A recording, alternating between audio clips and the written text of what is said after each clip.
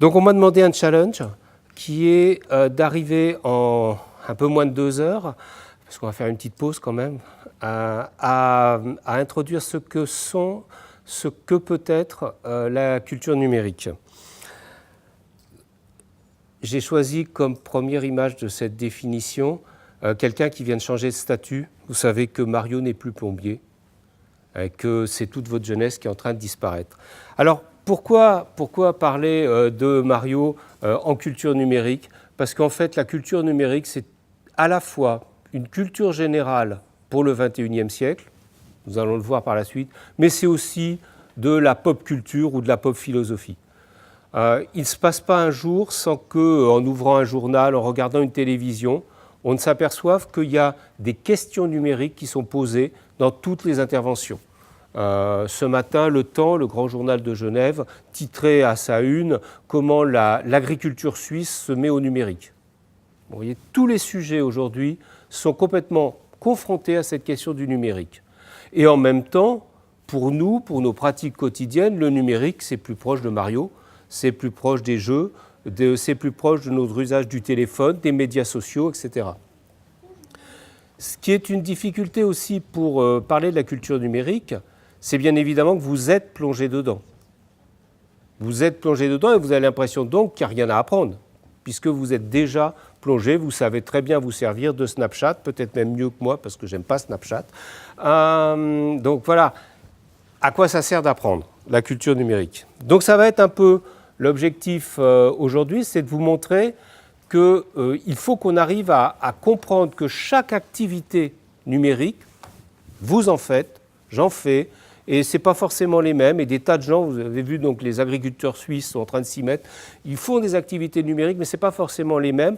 Mais derrière, il y a toute une série d'enjeux qui se retrouvent parmi toutes ces activités. Et donc, ce qui est important, c'est d'être capable de regarder la culture numérique, non pas apprendre comment on s'en sert, mais apprendre selon quel angle de vue on peut analyser les phénomènes numériques qui se déroulent sous nos yeux, qui forgent, vous le savez bien, la société d'aujourd'hui. Vous n'êtes pas sans ignorer que le président du pays le plus riche et le plus actif dans le monde a mené à la campagne sur Twitter et sur Facebook. Et donc, vous savez bien que en fait, toutes nos activités passent maintenant par les réseaux numériques. Alors après, il faut le regarder selon plusieurs angles de vue. Il y a un angle économique. Je pense qu'on ne peut pas oublier que derrière, il y a de l'économie, que parmi les entreprises les plus riches de la planète, parmi les 10 premières, il y en a 7 qui viennent du monde numérique. On ne peut pas non plus ignorer ce que ça représente. C'est-à-dire qu'il y a un marché, je vais y revenir tout à l'heure, donc à partir du moment où il y a beaucoup d'argent, il faut bien que quelqu'un donne cet argent. Et en même temps, pour la majeure partie de vos activités, vous avez l'impression que c'est gratuit. Donc ça pose quand même là une question de la nature même de cette économie du numérique. Il y a un angle de vue social aux deux sens du mot, vos relations sociales, et puis le social, les conditions de travail, l'avenir du travail, le remplacement, je n'y crois pas trop, mais au moins la modification du travail par l'apport de l'intelligence artificielle et des robots. Il y a l'aspect de la culture au sens traditionnel, la culture lettrée, je vais y revenir un peu tout à l'heure, comment est-ce qu'elle est profondément modifiée par l'irruption du numérique. Il y a un angle de vue politique, bien évidemment. Vous savez certainement que Mark Zuckerberg, le fondateur de Facebook, est en train de préparer sa campagne électorale de 2020. Il y a un angle de vue historique. Alors là, je sais que j'ai du mal, surtout que vous êtes en plus des jeunes qui sortaient du lycée, à faire penser que tous ces appareils numériques que vous utilisez au quotidien sont en réalité très, très, très récents. C'est-à-dire, pour vous, vous êtes né avec Google, donc c'est un peu plus compliqué, mais pour une grande partie des gens, c'est des choses qui ont eu une histoire. Et retourner sur l'histoire, se poser des questions sur comment on en est arrivé là, c'est souvent un bon moyen de comprendre qu'est-ce qu'on peut faire à partir d'aujourd'hui pour préparer demain. Il y a un aspect de géopolitique, c'est-à-dire qu'il y a un rééquilibrage du monde qui se fait au travers des usages numériques, et il ne faut pas l'oublier. Je vais y revenir là aussi, tous ces éléments-là. Et enfin, il y a des aspects de pratique. Quelles sont les pratiques au quotidien, ce que font les gens en fait avec leurs appareils numériques. Mais derrière, il ne suffit pas d'avoir plusieurs points de vue, plusieurs angles de vue pour analyser l'objet culture numérique, mais il faut aussi avoir des objectifs. Quel est l'objectif de la culture numérique? À quoi ça va servir? J'ai mis en tête l'émancipation.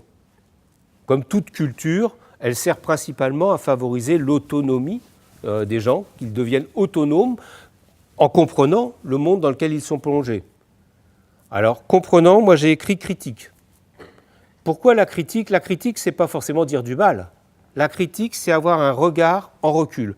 Je me recule, je regarde et je dis « Ah ben là, ça c'est bien, ça c'est moins bien, ça avance aux intérêts de X ou aux intérêts de Y. Les intérêts de X et Y ne sont pas tout à fait les mêmes. Je ne suis pas convaincu que les intérêts de l'usager de Facebook soient les mêmes que ceux de Mark Zuckerberg. Je ne suis pas convaincu que les intérêts de l'usager de Google soient les mêmes que ceux des dirigeants de Google. » L'autre objectif, c'est l'influence. Et l'influence, c'est l'objectif qu'ont en fait tous les gens qui vont financer la culture numérique, qui vont financer les outils numériques. Ils ont un objectif d'influence. Je vais y revenir, j'appelle ça l'industrie de l'influence. Il y en a d'autres qui ont un objectif marketing. C'est-à-dire, ils regardent la culture numérique et ils produisent des livres très intéressants sur la culture numérique, sur les pratiques des gens, sur leurs usages, sur leur capacité à suivre un système numérique et donc finalement à verser de l'argent, à verser leur obol à cette immense économie. Mais ils le font du point de vue de l'incitation, du contrôle sur l'usager. Donc ce que j'appelle l'approche marketing. Enfin, il y a une approche de citoyenneté, c'est-à-dire à partir du moment où on est d'accord avec les prémices que j'ai posées tout à l'heure, c'est-à-dire le fait que nous sommes plongés dans le monde numérique, ce n'est plus aujourd'hui un outil qui nous est extérieur, qu'on mobiliserait de temps en temps, ce n'est pas un ordinateur qui est dans une grande salle blanche et qui nous sert pour faire les calculs pour envoyer un homme sur la Lune. Non, non, c'est un monde qui existe dans lequel nous sommes plongés. Et donc, que devient la citoyenneté ? Et dans cet aspect de citoyenneté, que devient la citoyenneté mondiale? Là aussi, un autre aspect, vous rentrez à l'université, vous allez débuter en culture numérique, vous allez travailler les humanités numériques. Je vous conseille de penser la mondialisation, penser le monde comme un seul monde, et dans ce cadre-là, de tenir compte à la fois des conflits, des divergences, puis aussi des convergences, des pratiques communes. Autre mythe qu'il faut évacuer, peut-être dès le début, c'est celui des digital natives. Cette idée que vous, parce que vous êtes né à l'époque où ça existait déjà, vous sauriez parfaitement vous débrouiller avec les appareils numériques. Ça, c'est un mythe marketing, et on comprend très bien qui a intérêt à développer ce mythe-là. C'est tous ceux qui vous vendent l'informatique magique, c'est-à-dire tous ceux qui disent « il n'y a pas de problème, c'est facile, faites et vous ne posez pas de questions ». Oubliez l'aspect critique de la culture numérique, de vous poser des questions. Comment ça marche? Pourquoi ça marche? Qui gagne quelque chose quand ça marche? Qu'est-ce qu'on me cache quand ça marche? Qu'est-ce que je ne peux pas faire? Ce qui est aussi important que de savoir ce qu'on peut faire. Donc ce mythe des digital natives, il a un autre mythe, c'est de croire qu'il y a uniformité des gens à cause de leur âge. Mais non, vous êtes tous différents ici. Mais en plus, ici, vous êtes relativement homogènes. Vous êtes une classe de L1 en lettres à l'université de Caen. C'est relativement homogène. Mais à l'échelle de l'ensemble des pratiques de la jeunesse, dans notre pays, en Europe, dans le monde entier, il y a d'énormes différences, d'énormes contradictions. Enfin, j'aime beaucoup la phrase de Esther Aguitaï que j'ai mis en bas des diapositives qui dit qu'on a plus souvent affaire à des naïfs du numérique qu'à des natifs du numérique. À ce propos, je peux dire les diapositives vous seront accessibles, elles sont sur le site du CEMU, après vous pourrez les retrouver.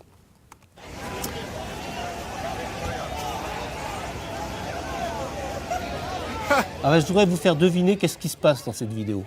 À votre avis, qu'est-ce qui se passe là? Pokémon. Ouais, exactement. On est à New York et c'est tous ces gens, il y a un an. Un an. Vous vous rendez compte? Un siècle. ça s'est passé il y a 1 an et on n'en parle plus aujourd'hui. Mais à l'époque, vous étiez tous en train de lancer vos Pokéballs sur le prof parce qu'il avait un gros Pokémon décrit sur le ventre. Voilà. Donc là, on est quand même là aussi dans cette pop culture numérique qui est de comprendre 2 choses. La première, c'est qu'il n'y a plus de distinction entre le monde réel et le monde virtuel. C'est ça que nous a montré Pokémon Go. C'est-à-dire l'idée que quand vous regardez le monde réel, au même endroit, il y a des éléments virtuels qui se mettent en place. Et le deuxième élément, c'est l'importance des cartes dans la géographie du numérique. C'est-à-dire, à l'intérieur du numérique, la majeure partie des applications aujourd'hui sont liées à de la géolocalisation. Où êtes-vous avec l'appareil que vous utilisez et comment on va gérer avec vous les déplacements de votre appareil et donc de vous-même par voie de conséquence. Voilà. Enfin, il y a peut-être une troisième leçon, c'est qu'en 1 an, on a oublié. C'était sympa, Pokémon Go, il y a 1 an. Aujourd'hui, on a complètement oublié. En même temps, l'économie qui a été générée, les bénéfices de Nintendo, etc., tout ça continue d'exister et va se répercuter sur d'autres jeux, d'autres éléments, d'autres succès. Donc on est non seulement dans une industrie de la pop culture, mais on est aussi dans une industrie de la mode. Alors la culture, on en parle. Le terme de culture, il a 2 sens, en fait. C'est une notion anthropologique. Qu'est-ce qui fait qu'on a une culture commune qui se manifeste, par exemple, dans la manière de manger, dans le type de plat que l'on écoute, dans le type de poésie, dans la vivacité ou la lenteur de l'ensemble de nos activités, etc., qui forment des groupes homogènes. Donc ça, c'est un aspect anthropologique. Et on voit bien que la culture numérique a à voir avec cet aspect-là, avec l'aspect de nos pratiques, de l'uniformisation de nos pratiques au travers des outils numériques, du type d'échange et de contact de réseau social qui va se mettre en place. Et le deuxième interprétation, la deuxième acception de la culture, c'est une notion lettrée. Voilà, on a la culture lettrée.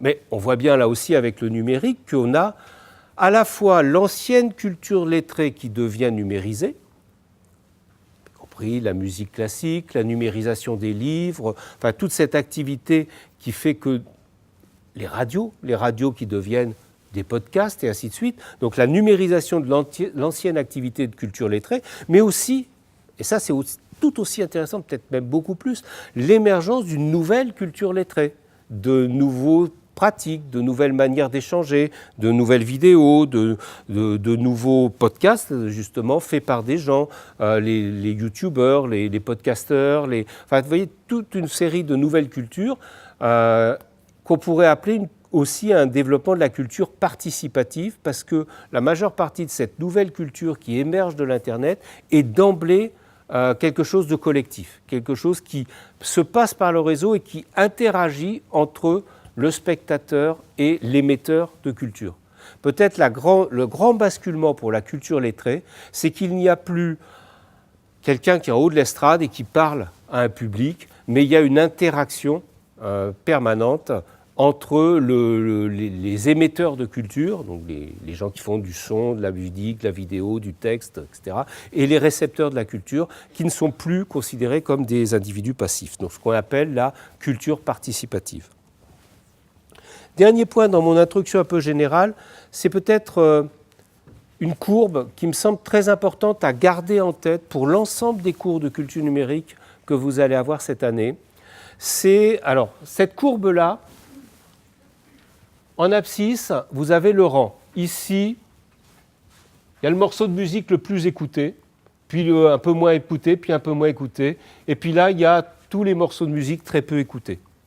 Donc c'est les rangs, l'ordre, le premier jusqu'au dernier. Et puis en ordonnée, c'est le nombre de fois que le morceau de musique a été écouté, la fréquence. Et on peut distinguer sur une telle courbe 3 zones, très simples. Il y a une zone de l'audience, presque tout le monde écoute les mêmes morceaux de musique au même moment. Presque tout le monde lit les mêmes livres au même moment, on appelle ça des best-sellers. Presque tout le monde regarde les mêmes films au même moment.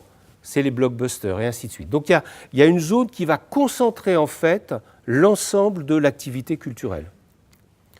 Il y a une autre zone qu'on appelle la zone de la longue traîne, qui consiste en énormément d'activités culturelles, de livres, de disques, de films, de textes, de blogs, mais qui sont lus par un nombre relativement faible de personnes. Donc c'est une longue traîne sur lesquelles, en fait, on a tendance à penser qu'il faudrait être le Zorro de la culture.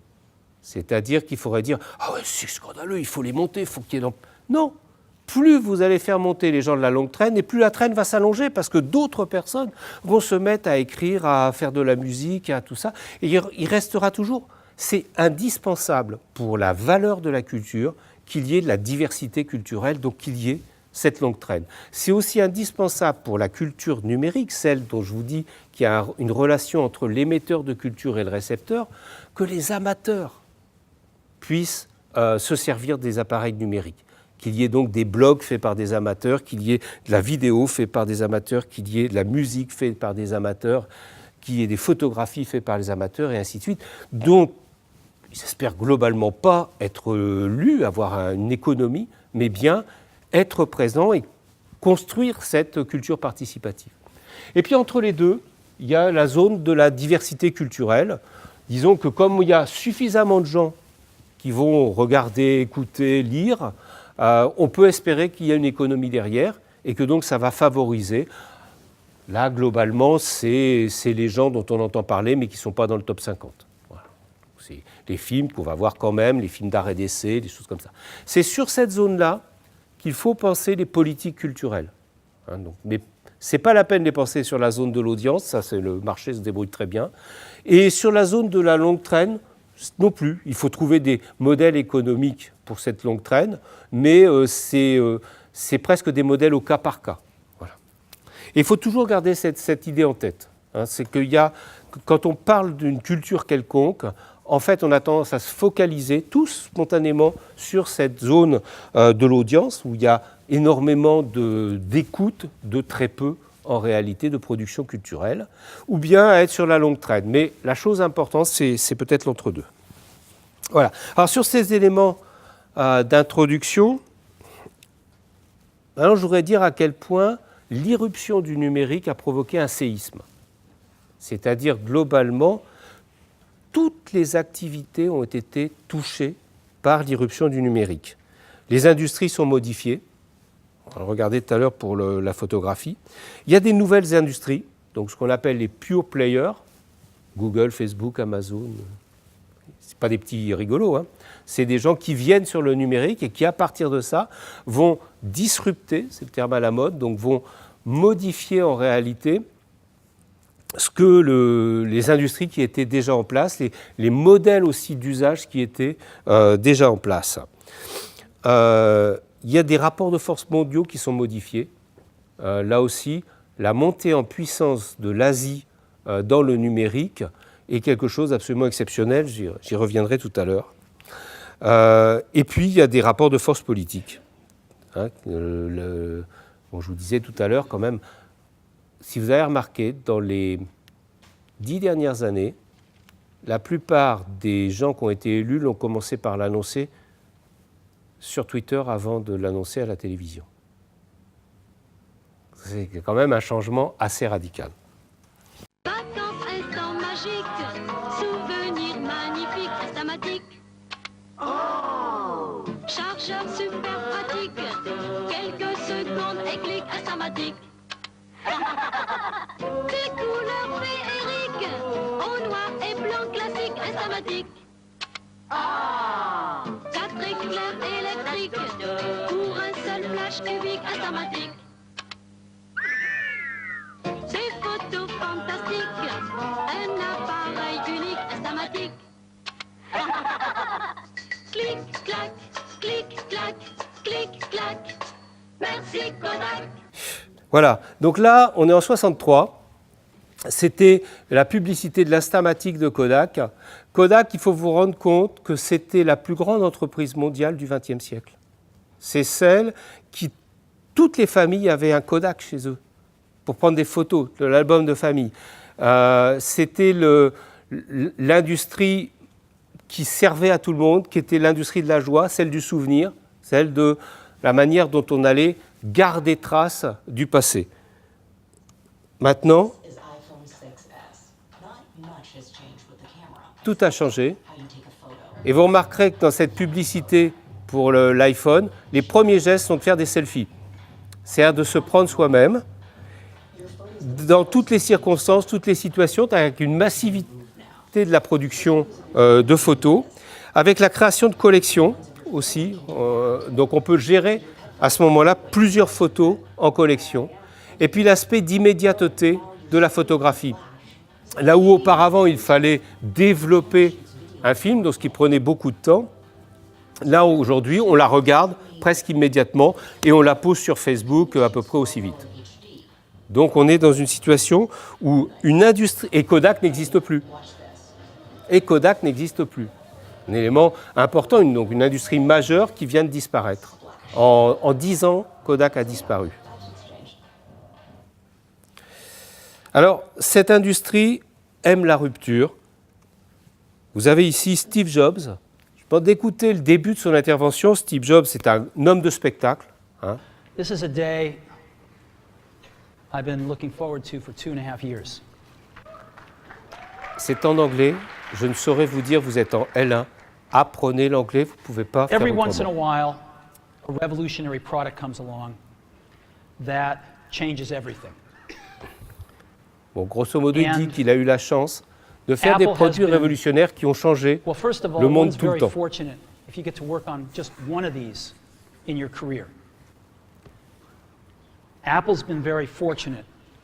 It's been able to introduce a few of these into the world. In 1984, we introduced the Macintosh. It didn't just change Apple.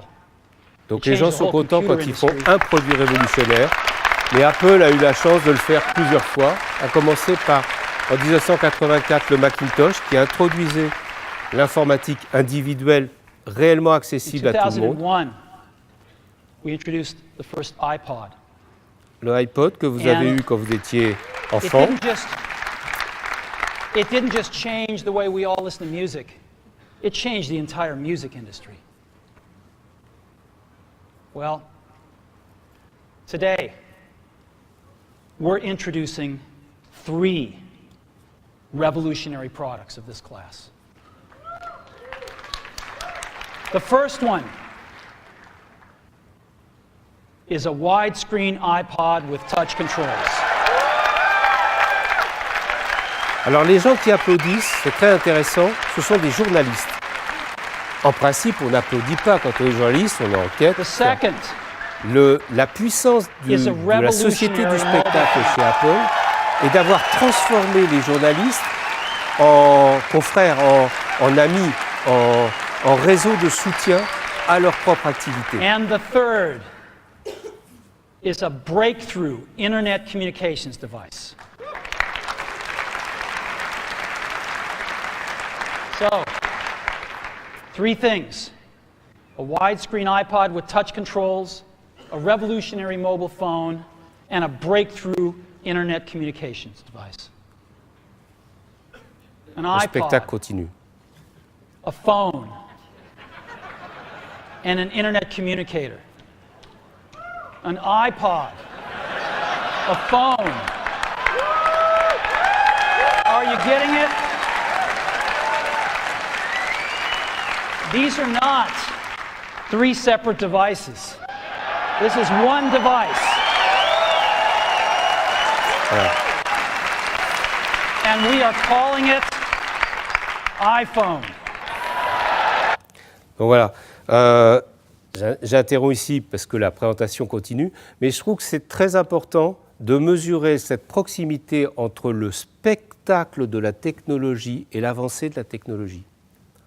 La culture numérique, justement, a pour raison d'être de nous permettre de ne pas être victime de ce qu'on appelle le déterminisme technologique, de croire que c'est la technologie qui va changer le monde, mais c'est l'usage rendu possible par la technologie qui change le monde.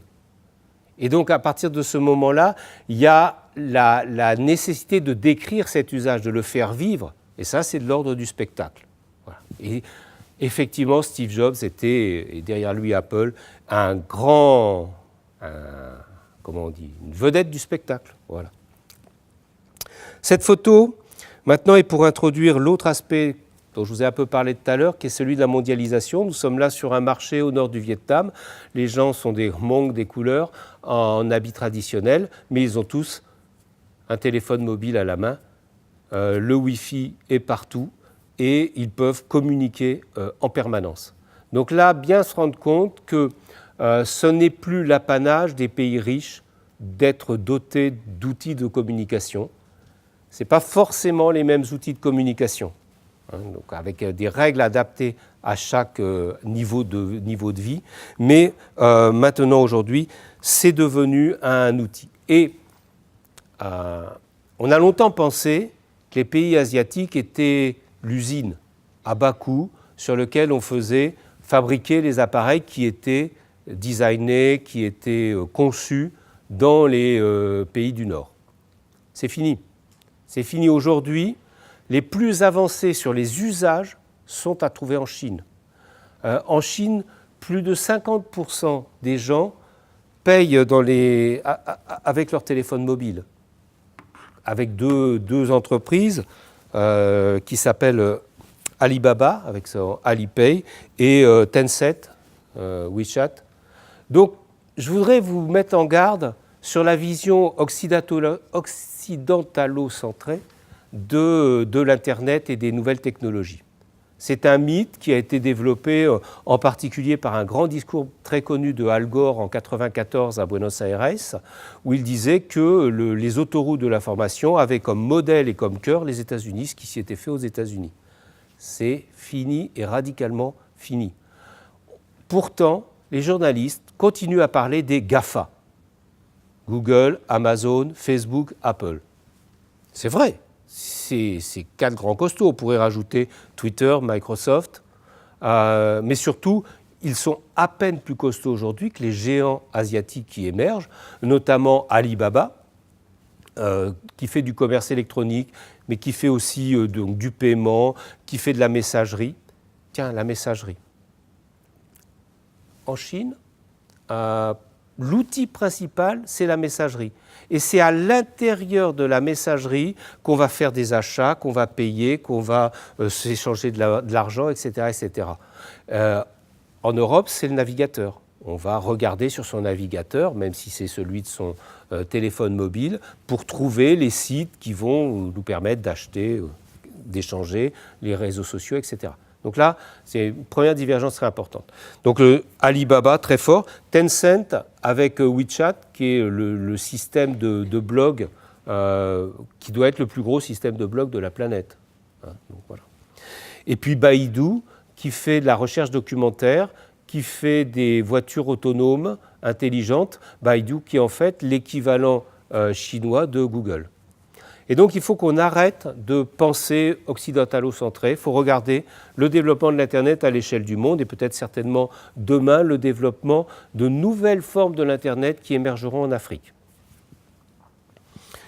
Et un dernier point sur cette mondialisation, c'est arrêter de penser l'Internet comme étant monolingue, voire bilingue avec l'anglais. Aujourd'hui, la langue la plus parlée sur Internet, c'est le chinois. Bon, vous me direz, c'est facile, n'importe quoi que font les Chinois, c'est d'un seul coup la chose qui est la plus réalisée au monde. Vous croyez tous que c'est le foot qui est le sport le plus pratiqué? Non, c'est le volleyball. Parce que les Chinois font du volleyball. Donc voilà, donc, il faut penser les langues. Il faut penser, alors vous êtes en plus de jeunes étudiants, continuez à faire des langues. Je vous assure, c'est la voie de l'avenir. C'est peut-être la chose la plus importante que vous pouvez faire, c'est acquérir un maximum de capacité à échanger dans les langues de l'Internet. Enfin, dans les langues, toutes les langues qui se pratiquent sur Internet. Il y a 280 langues pour l'encyclopédie Wikipédia.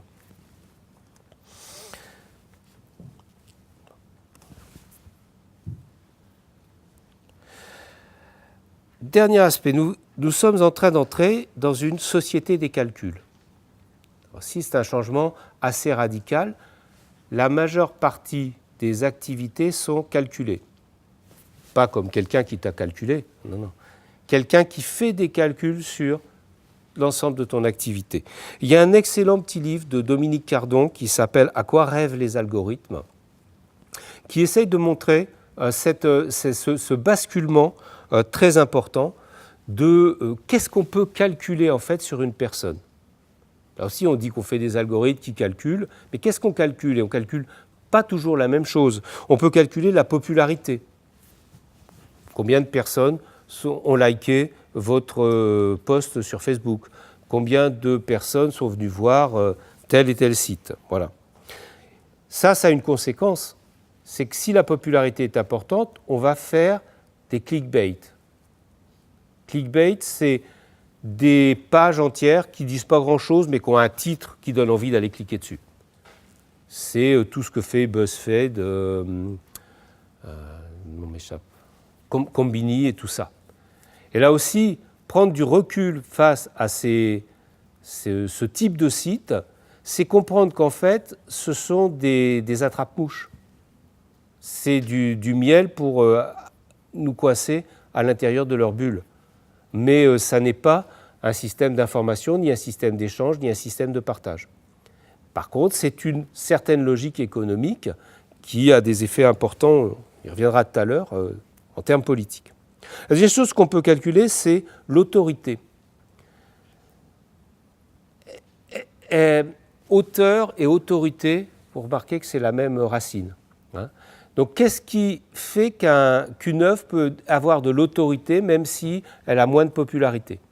C'est parce que, en fait, les gens qui savent vont s'y référer.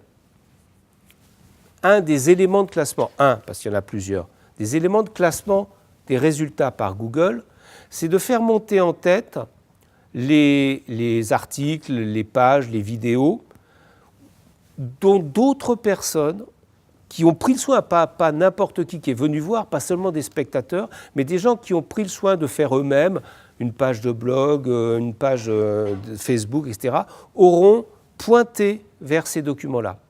Ça veut dire que plus il y a de gens qui pointent vers un document, non pas de gens qui vont voir popularité, mais des gens qui se donnent le temps d'écrire quelque chose et de pointer vers un document, et plus ce document va avoir, lui, de l'autorité.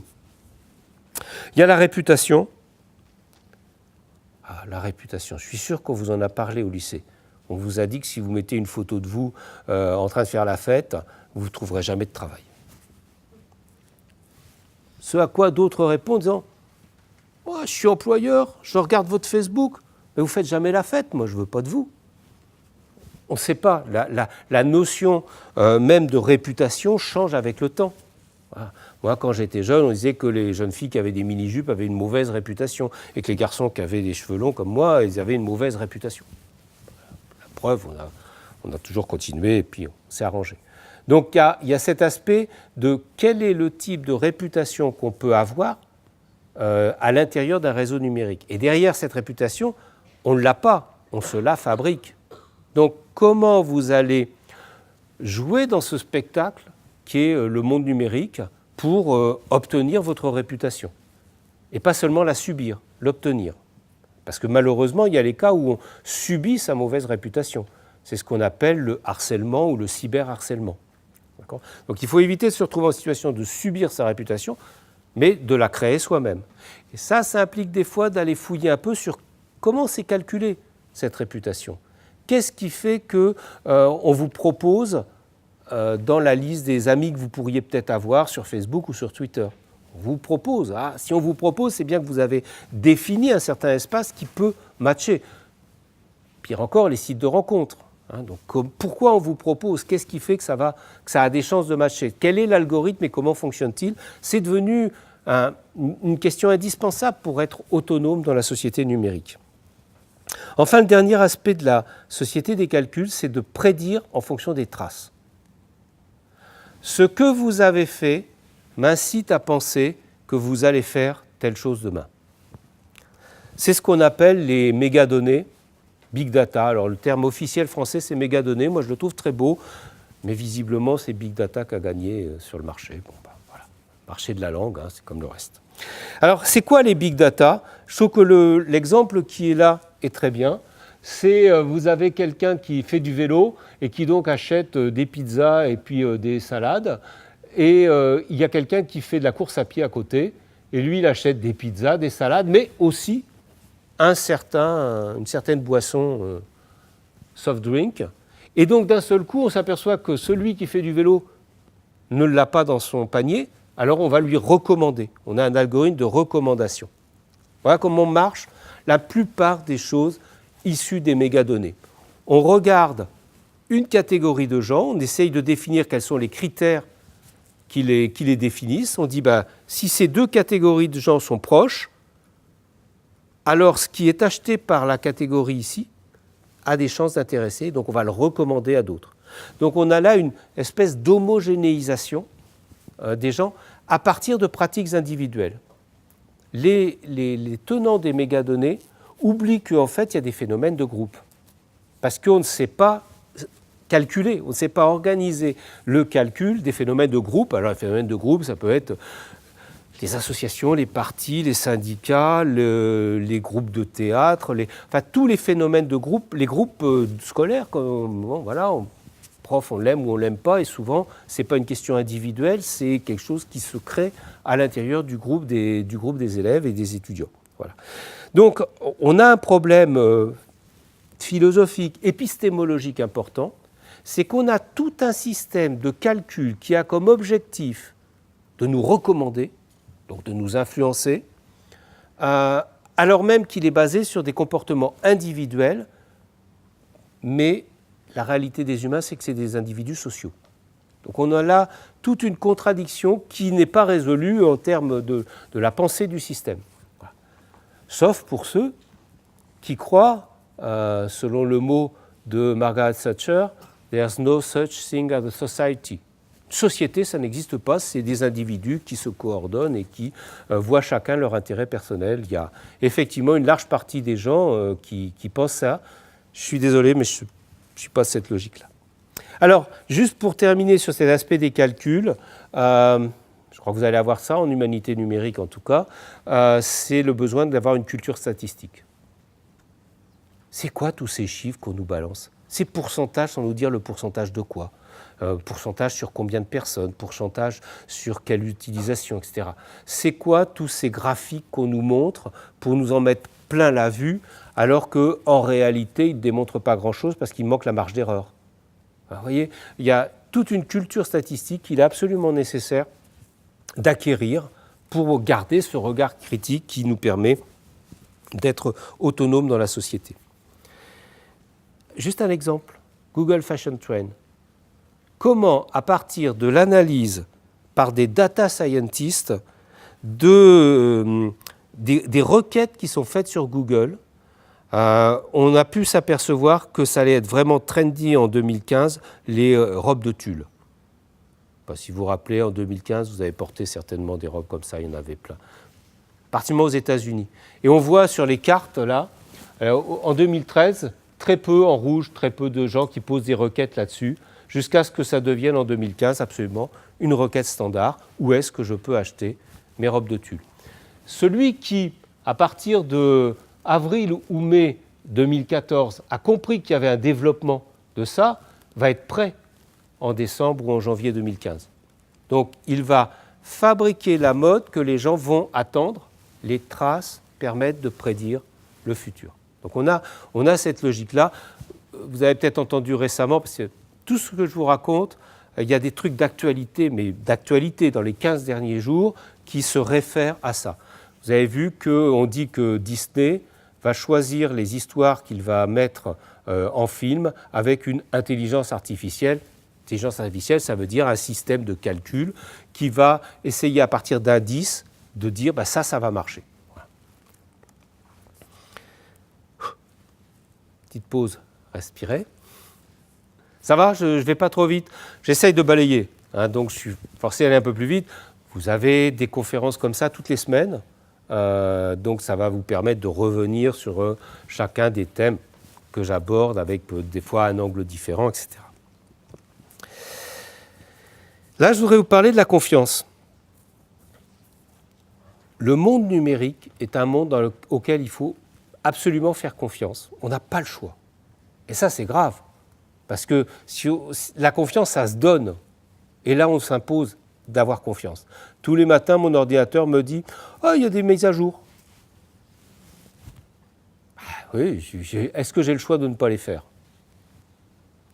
Pas vraiment. Donc, je fais la mise à jour. Je fais confiance à mon ordinateur. Ah oui, sauf que vous entendez parler aussi qu'il y a des pirates, des hackers, des cyberguerres, des gens qui peuvent s'immiscer à l'intérieur des réseaux, se faire passer pour quelqu'un de confiance.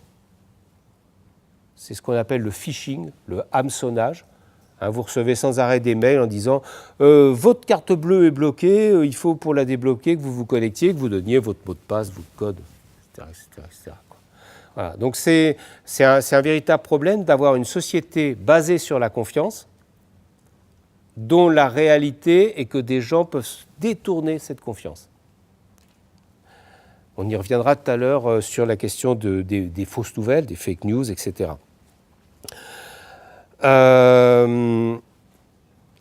Est-ce qu'on a le contrôle sur ces appareils ou est-ce qu'on a juste la capacité à faire confiance?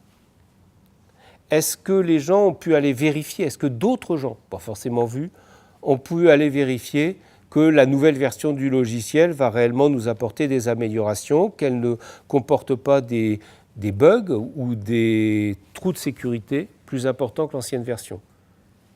On n'a pas le temps. Il faut mettre à jour, il faut faire confiance. Alors la confiance, c'est aussi la confiance entre les personnes. Et là, il y a un nouveau secteur qui s'est développé, qu'on a appelé l'économie collaborative, qui vise en fait à construire cette confiance.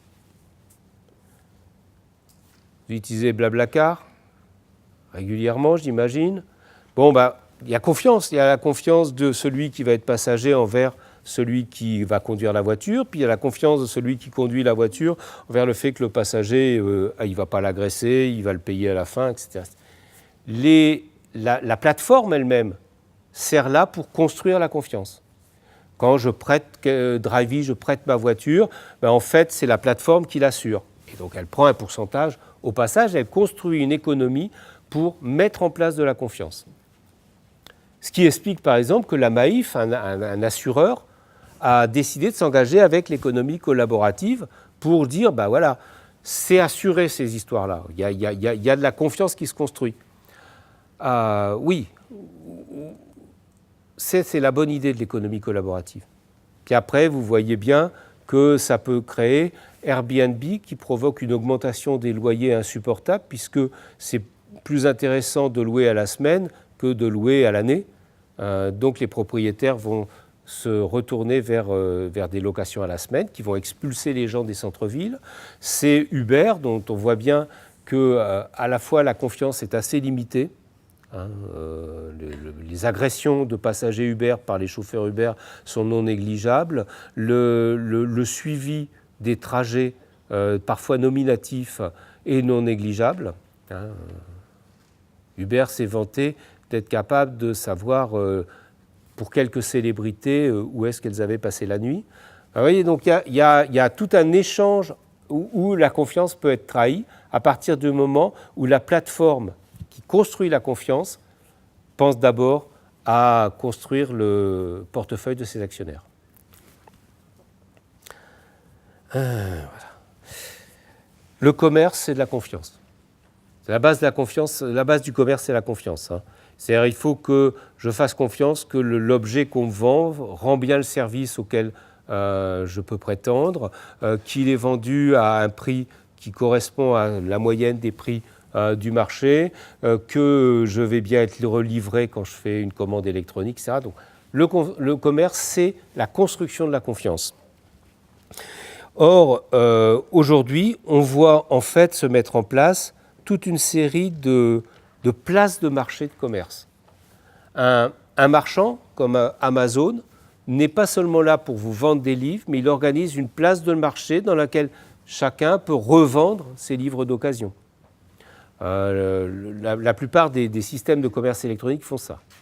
Et la dernière nouveauté, c'est que le commerce électronique est en train de s'étendre en fait au-delà de ce qui était, disons, facile à faire. Le livre, pour Amazon, le livre, c'est là qu'il y a le plus grand nombre de titres, cette fameuse longue traîne dont j'ai parlé au début. Donc, c'est pour un domaine donné.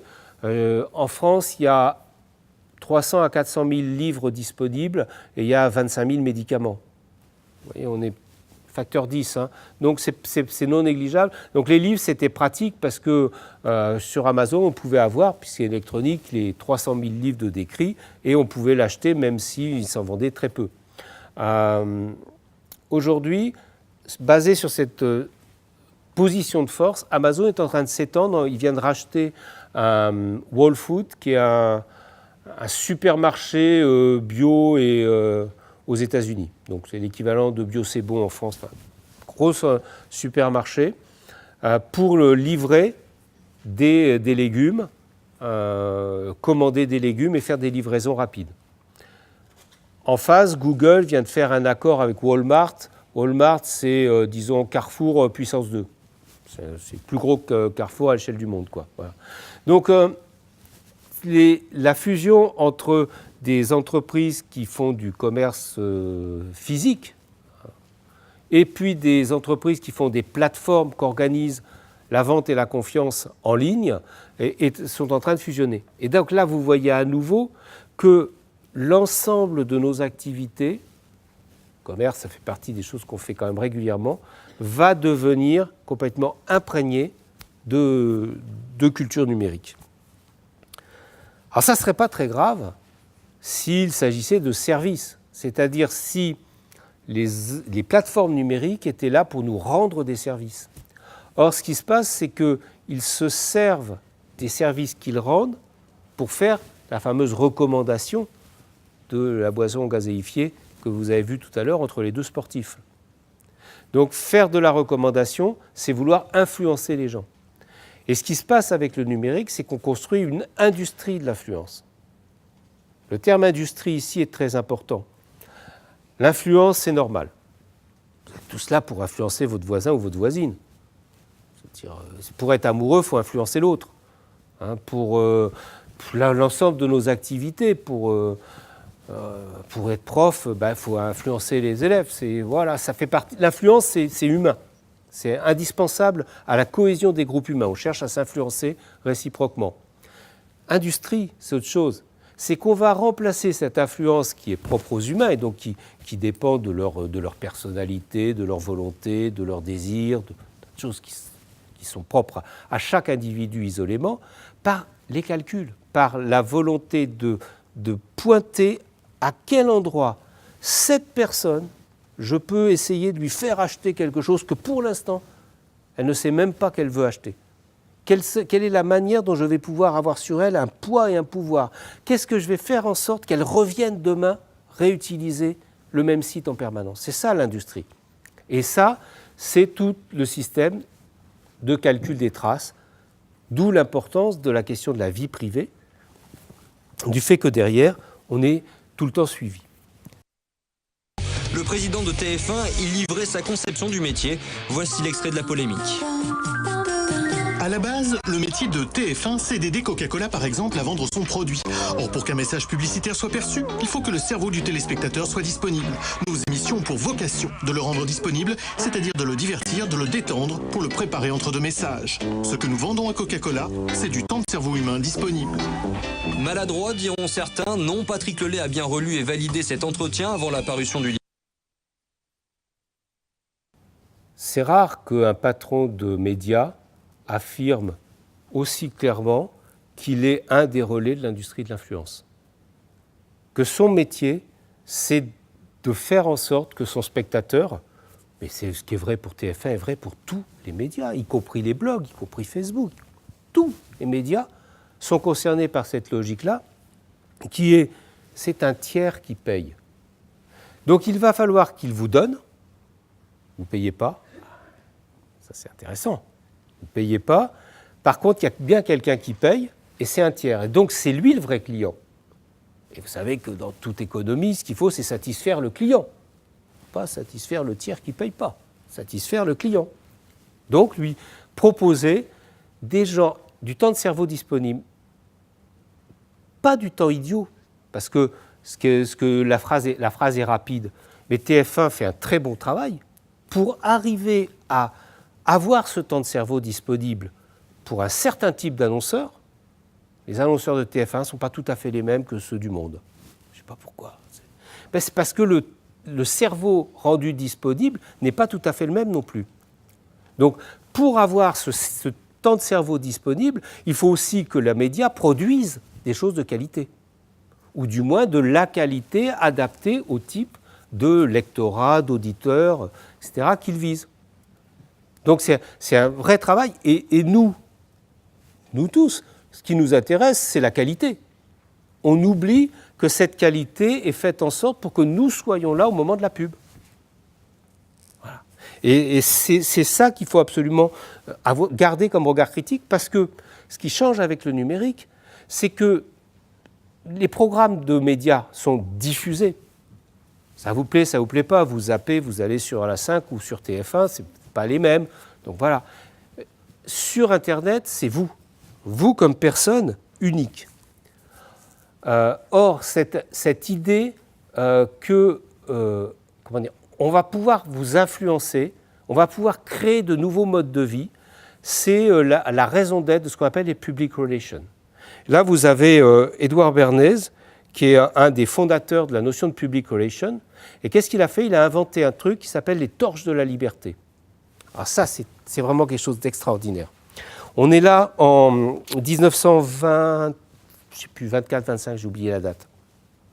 Et le jour de la Saint-Patrick, dans les rues de New York, c'est la petite vidéo qui est en bas, il fait défiler un groupe de jeunes femmes avec des fumes-cigarettes et qui vont allumer devant la presse qu'il avait convoquée. Donc oui, on a toutes les méthodes, elles sont là.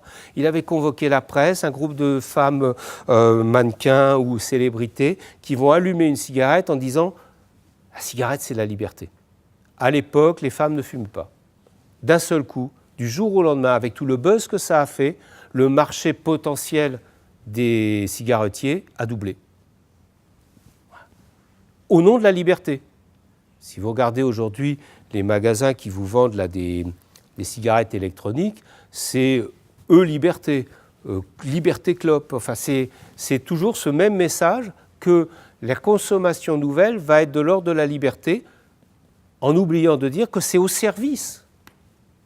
En l'occurrence, là, c'était au service des marchands de tabac, avec toutes les conséquences dramatiques, 50 ans après, qu'on peut avoir au niveau de la santé publique. Ils s'en moquent. Ils s'en moquent pourquoi? Parce que ne mesurez pas l'opinion, faites-la. C'est le message de base des gens du marketing.